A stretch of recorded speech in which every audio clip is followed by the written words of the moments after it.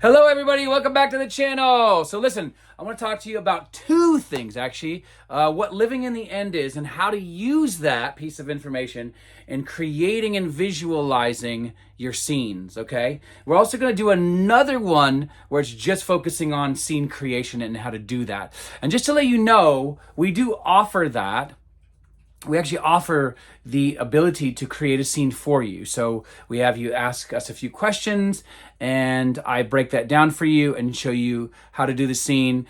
And for a few bucks extra, we can even actually record it for you. So make sure that you get in touch for that. So why don't we get started? So, all right, living in the end, what does that mean? Okay. So let's say that you have a bill. Okay, and and the bill just keeps racking up interest and taxes and fees and so on and so forth. Okay, so what you're going to want to think is, I want to manifest that bill gone. That's true, right? Obviously, you want the bill gone. But at the end of the day, all you're going to end up doing is, if that is your end, you're only going to get rid of that bill, not every other bill. So you don't really want to manifest one bill away. You want to manifest a lavish income, according to Neville, right? You want to manifest a stable income. You want to manifest an income that you deserve. And that's key, by the way. That's tip one. You have to come at any scene creation from a state of deserving. I deserve this person in my life. I deserve that new car. I deserve the new house. I deserve a quick mortgage process. Whatever it is that you want to manifest, you deserve it. Because if you come at this from, I don't deserve it, trust me, it will show up in some way, shape, or form. And that usually ends up being a thing where, okay, well, I manifested it, or I manifested this person in my life, but I didn't really do it from a state of deserving. So then they're going to probably eventually leave, or the car, or the car is going to break down, or whatever it is, right? So always work on the feelings of deserving before you even go into any scene. But that's tip one. Two, living in the end is living in the ultimate end. This isn't, I'm living in the moment and trying to get rid of something, right? That's not really a solution. That's a reaction. And remember, we manifest through reactions. Hence why you want to get good at ignoring. We're going to talk about that in a different video as well. Okay. So living in the end is ultimately, what do I want? So, and Neville says this as well in The Power of Awareness. You need a clear desire. You can't have someone else's desire be your own. Otherwise, living in the end is going to look like what they want for you, not what you want for you.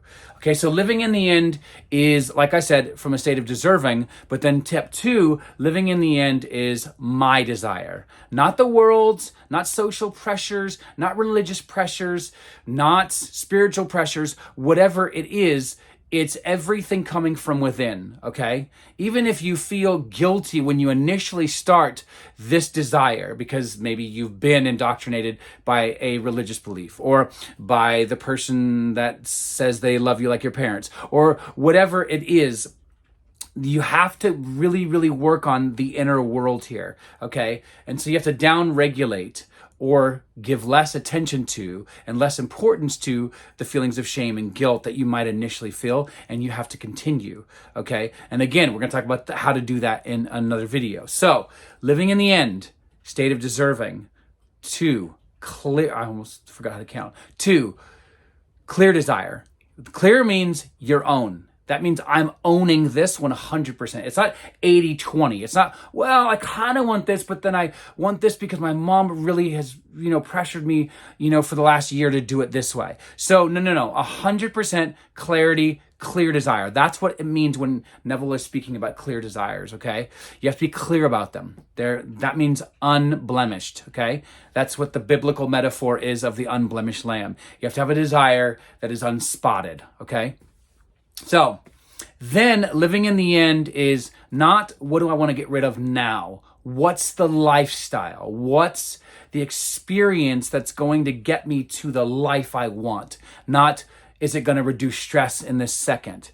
Okay, so then if you, again, back to this metaphor of the bill being paid, you don't want just one bill paid. You want all of them paid. You want your car bill paid. You want your mortgage paid. You want your cell phone bill paid. All of those things on a regular basis. So that's where you want to begin going to the end. That's where you want, and this is why he says you must start from the end.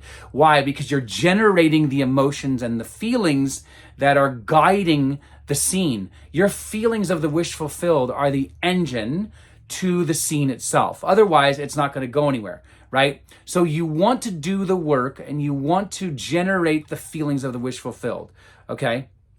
So work on generating those. So another tip on how to do this, okay? And I'm going to go deeper again in another video on how to do this even more. But you want to create vivid emotions, okay? So living in the end isn't just living in the end and creating a scene from the end. It's also feeling the emotions or feelings from the wish fulfilled. Can you manifest without these feelings? Yes, you can, because it's about conviction. But if you want to use the feelings, then this is how you can do this, okay? Is that you essentially want to sit down, write down one emotion first, okay? And then be like, I feel joy, I feel excitement, I feel a sense of purpose, whatever it is. However, every single emotion, just like every single idea, originated from somewhere else as well. So again, look up synonyms up to at least a minimum of 3 to 5. Why? Because neuroscience shows that your brain will get lazy and bored if you continuously just practice one emotion. So you want to layer it, okay? So you want to do feeling layering, okay? And again, that's going to be in a future video.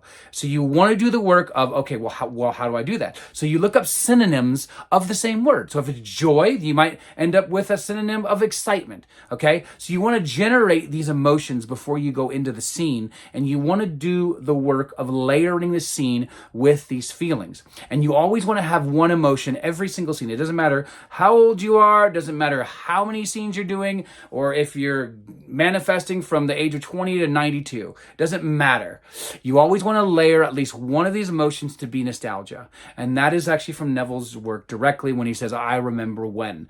And so you want to actually create a scene that feels like a memory. Okay, and that's how you know you've impressed the subconscious, is when you point to that mentally and emotionally, things start welling up within you and saying, I totally remember that, right? So living in the end is not getting something done in the moment. Okay, so again, when you're trying to manifest an SP, for example, like a special person, a significant other, right? Whatever it is, and you're like, I just want to date somebody. Okay, but is that the real end goal? Now, if it is, then of course that's going to be your end. But if your end is I want to be married to somebody, well then, just like Neville encourages people, you go to the end, which is I feel the wedding ring on my hand, right?